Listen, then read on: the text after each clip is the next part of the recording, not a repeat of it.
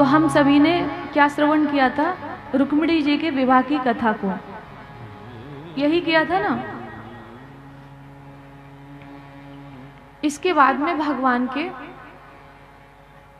16,108 विवाह जो हुए वो कैसे हुए? पहला विवाह रुक्मिणी जी के साथ हुआ, दूसरा विवाह जाम्बती के साथ हुआ, तीसरा विवाह सत्यभामा के साथ हुआ, फिर जो यमुना मैया है कालिंदी उनके साथ हुआ, मित्रविंदा, सत्या, भद्रा और लक्ष्मणा। ये भगवान के 8 विवाह अलग अलग स्थानों पे हुए। 16,100 विवाह भगवान के एक साथ हुए। अब कैसे हुए वो कथा को सुन लीजिएगा। भगवान को विवाह करने का शौक नहीं था, क्योंकि बहुत सारी भगवान की कथाएं ऐसी हैं ना कि लोगों ने बस ये सुन लिया कि भगवान के 16,108 हुए, लेकिन क्यों हुए वो पॉइंट मिस हो जाता है। एक भौमासुर नाम का राक्षस था, तो उसने 16,100 रानियों को कैद कर लिया था, मतलब कन्याओं को, रानी नहीं थी कन्याएं थी, उनको कैद कर लिया था।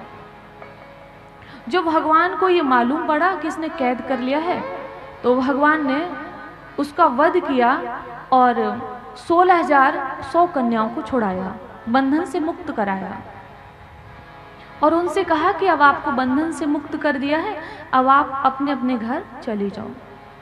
तो उन्होंने कहा कि प्रभु आपने छोड़ा तो दिया है, हम सालों से इस राक्षस की कैद में रही हैं, तो हमें अपनाएगा कौन? न समाज स्वीकार करेगा और न हमारे माता पिता करेंगे। तो प्रभु अगर आपने मुझ पे कृपा की इसलिए छुड़ाया और आप हमें स्वीकार करें तो हमारा जीवन है, और आप हमें स्वीकार नहीं करेंगे तो हमारा जीवन नहीं है। और भगवान को तो जगत पति भी कहते हैं, जगत पिता भी कहते हैं।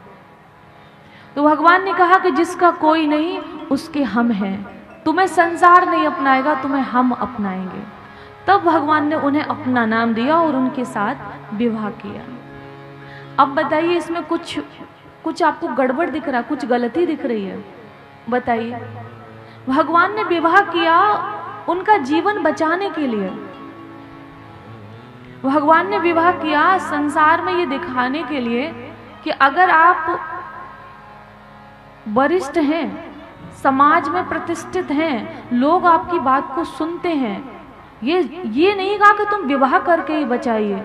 अगर ऐसी कोई समस्या हमारे समाज में आ रही है तो आप बचाने का प्रयास करें। तो उनको बचाया और अपना नाम दिया। आगे चल के भगवान ने 20,800 राजाओं की रक्षा की और इसके बाद में भगवान के सभी रानियों से 10-10 पुत्र और 1-1 बेटी हुई।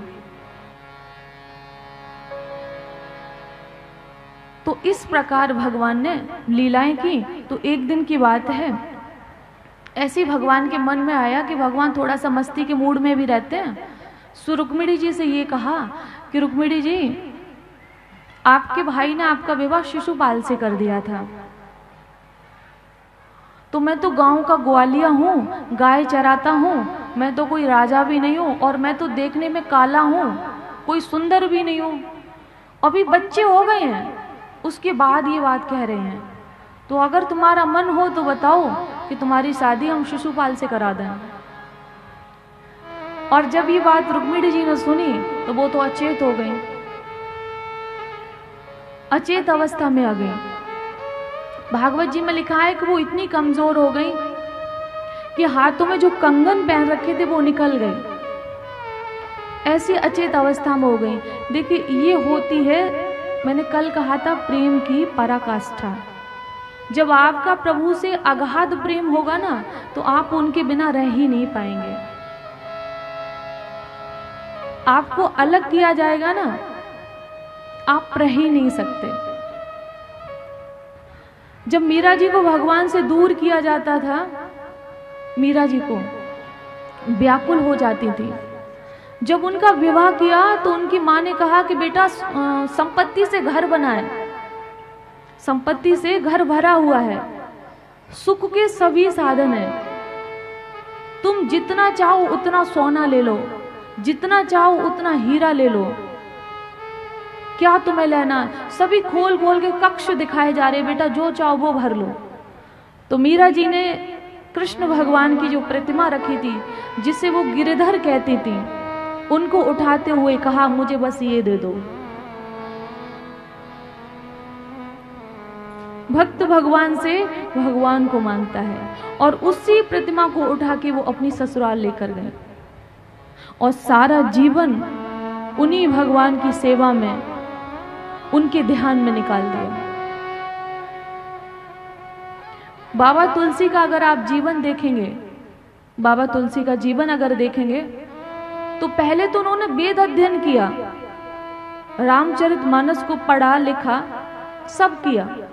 मतलब ये रामचरितमानस नहीं जो उन्होंने लिखी है, क्योंकि इससे पहले भी रामचरितमानसें लिखी गई हैं। रामायण सतकोटि अपारा, करोड़ों प्रकार की रामायण है, कोई यही रामायण नहीं है।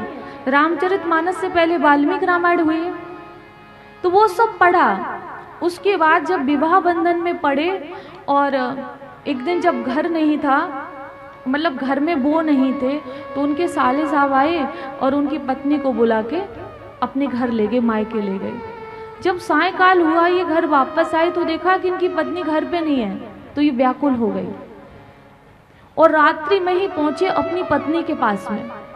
तो जब उन्होंने देखा तो इनसे कहा कि इतनी रात्रि गए तुम कैसे आए? यमुना जी में बाढ़ आई हुई थी, तुमको नाव किसने दी? तुमने ये नदी को पार कैसे किया?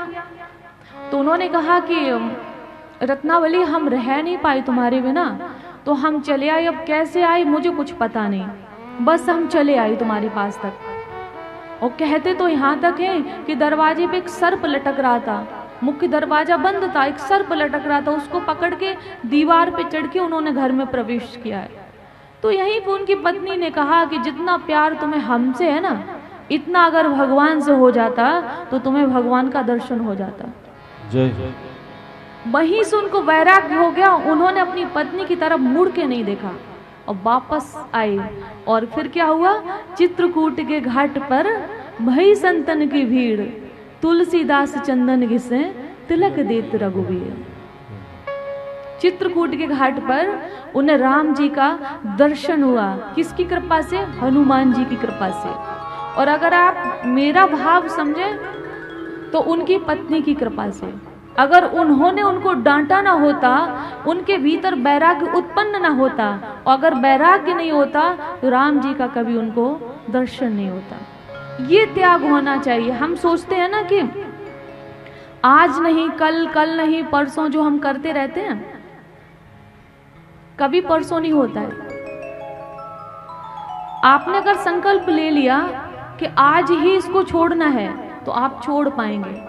और अगर आपने सोचा आज नहीं कल, कल नहीं परसों, परसों नहीं तो परसों कभी होगा ही नहीं, हो ही नहीं सकता है। जब मन में वैराग्य आ जाए और आपको लगे कि ये गलत हो रहा है तो उसको तुरंत त्याग करिए। उदाहरण के लिए, गुलाब जामुन खाते हो ना आप लोग? गुलाब जामुन क्या बोलते हो? रसगुल्ला यही बोलते हो ना? सभी को अच्छा लगता होगा। अब आप आज खाओ, फिर कल खाओ, परसों खाओ, ठीक है। अब पता चल रहा कि डायबिटीज हो गया, डॉक्टर के पास गए, भाई कितना मीठा खा रहे हो? और तो कुछ नहीं खा रहे, रसगुल्ले बहुत खा रहे हैं। डॉक्टर कहे भाई आज के बाद छूना मत। ठीक है, आज से ही छोड़ देंगे। शाम को आए, दुकान पर नजर गई, एक खा ले रहे हैं, खा लिया, कल से छोड़ देंगे। अब कल फिर घूमने जा रहे हैं, फिर नजर गई, आज एक और खा ले रहे हैं, परसों से छोड़ देंगे। तो ऐसे ही खाते खाते खाते खाते बीमारी आपकी बढ़ जाती है। जो शरीर रूपी दीपक है ये बुझ जाता है और हम अपनी व्यसन को, अपनी आदत को छोड़ नहीं पाते हैं। और अगर आपने वही संकल्प ले लिया नहीं नहीं आप बिल्कुल नहीं खाना है, तो आप स्वस्थ भी हो जाएंगे, ठीक भी हो जाएंगे और आगे कुछ कर सके ऐसे बन भी जाएंगे। तो इन चीज़ों से थोड़ा समझिएगा। बोलिए वृंदावन बिहारी लाल की जय हो। राधा रमण सरकार की जय हो।